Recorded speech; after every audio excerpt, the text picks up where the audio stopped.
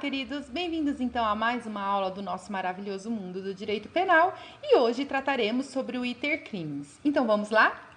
Iter criminis significa o caminho do crime e ele serve para saber quando a conduta do agente pode ser efetivamente punida. Nós temos 4 fases dentro do iter criminis: a cogitação, os atos preparatórios, os atos executórios e a consumação. É mais fácil analisar o iter criminis dentro de uma linha do tempo. Como assim, Dani? Vamos ver o seguinte, ó. Pensa nessa linha do tempo e dentro dela eu tenho todas as fases. Então, aqui eu tenho a cogitação, aqui eu tenho os atos preparatórios, aqui eu tenho os atos executórios e aqui a consumação, certo? E tudo isso daqui nós chamamos de iter criminis. Certo, pessoal? Então, vamos estudar agora cada uma das suas fases separadamente. A primeira fase é a cogitação, é a fase interna do crime, quando o agente começa a planejar mentalmente, e ela é irrelevante para o direito penal. Por que ela é irrelevante? Porque a conduta, que é o primeiro elemento do fato típico, não é a exteriorização do pensamento. Pense o seguinte, pense se você pudesse ser punido penalmente todas as vezes que já pensou em matar alguém. Melhor ainda, todas as vezes que você pensou em matar o seu irmão, para aqueles que têm. Não dava, né, Dani? Então, por isso que a cogitação é uma fase que não é irrelevante, que é irrelevante, né, para o direito penal. Então, é essa fase de pensamento. Então, ela não é punível para o direito penal. A segunda fase são os atos preparatórios. É quando o agente inicia a exteriorização dos atos tendentes à sua execução. Em regra, para o direito penal, não se pune os atos preparatórios. Tá, Dani, você disse em regra. Isso mesmo, significa que tem uma exceção. Por quê? Porque quando eles forem considerados crimes autônomos, haverá punição. Tá, Dani, não entendi. Como assim? Pensa no seguinte exemplo. A deseja matar B, que mora do outro lado da cidade. Ele pega sua arma e entra no seu carro. E durante o trajeto, ele é parado numa blitz e encontram a arma.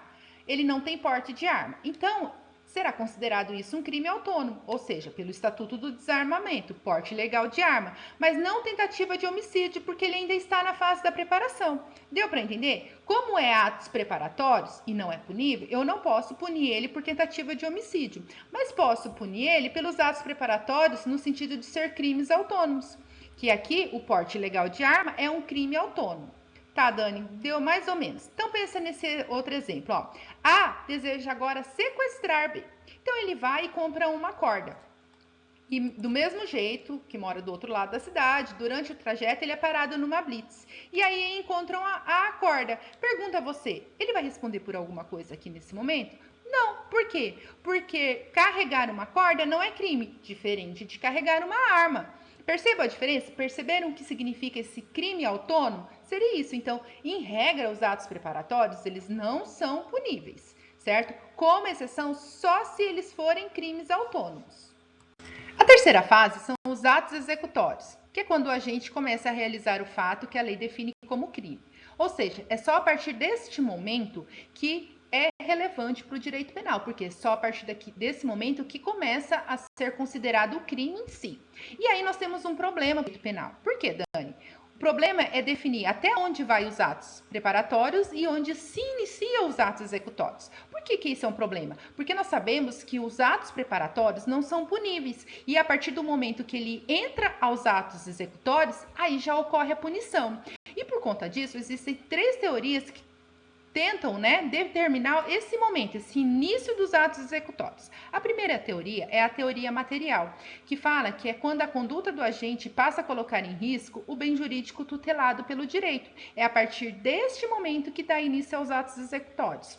Já a teoria formal objetiva fala que só há início da execução se o agente praticou alguma conduta que se amolda ao verbo do núcleo penal. E a última é a teoria individual objetiva, que fala que os atos executórios são os relacionados ao início da conduta típica.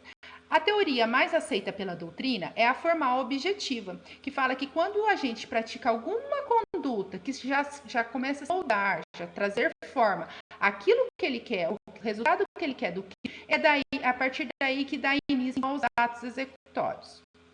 E por fim, nós temos a consumação, a última fase, que é quando o agente chega ao resultado pretendido, ou seja, quando o tipo penal concreto se enquadra perfeitamente ao tipo penal abstrato, temos, portanto, o crime consumado, que, de acordo com o artigo 14, é o seguinte: diz-se o crime consumado quando nele se reúnem todos os elementos da sua definição legal, ou seja, quando o agente chega àquele resultado que ele queria. E é isso aí, passamos então por todas as fases do intercrimes até chegar ao resultado que o agente desejava, ou seja, a consumação do crime.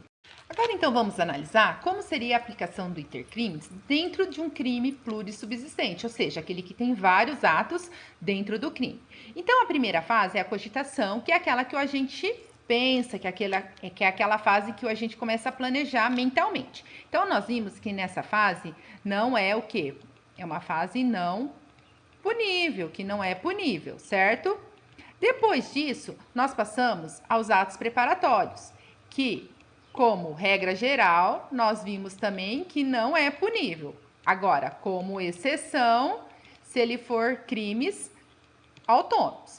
Então, se a gente analisar, podemos perceber que toda essa fase aqui é uma fase não punível. As duas primeiras fases, então, do intercrimes é, em regra, uma fase não punível. Por quê? Porque é a partir do momento dos atos executórios que é relevante para o direito penal, ou seja, é a fase que começa a ser punível. E o que eu puno, então? Qual que é a punição nos atos executórios? Os atos executórios têm punição lá no artigo 14, inciso 2º, que é o que nós estudaremos na próxima aula, que é o crime tentado, é a tentativa. Então, se o agente fica na execução, ele responde pelo crime na forma tentado, ou seja, tentativa. E por fim, nós temos a consumação, que é a última fase, que tem previsão, que como nós vimos lá no crime, lá no artigo 14, inciso 1º, que é então o crime consumado, certo? E passamos então por todo o certo? Lembrando, pessoal, que é o seguinte, isso ocorre nos crimes plurissubsistentes. Por quê? Porque se ele for unissubsistente, certo? Vai haver o quê? Vai haver a cogitação e o agente vai direto para a consumação. Por quê? Porque ele não consegue separar, ter várias fases. Existe só uma fase. Pensou e consumou. Certo? E é isso aí, pessoal. Finalizamos então mais essa aula do intercrimes, uma aula extremamente importante. Vocês conheceram como é o caminho então do crimes e até a nossa próxima aula do maravilhoso mundo do direito penal. Beijos!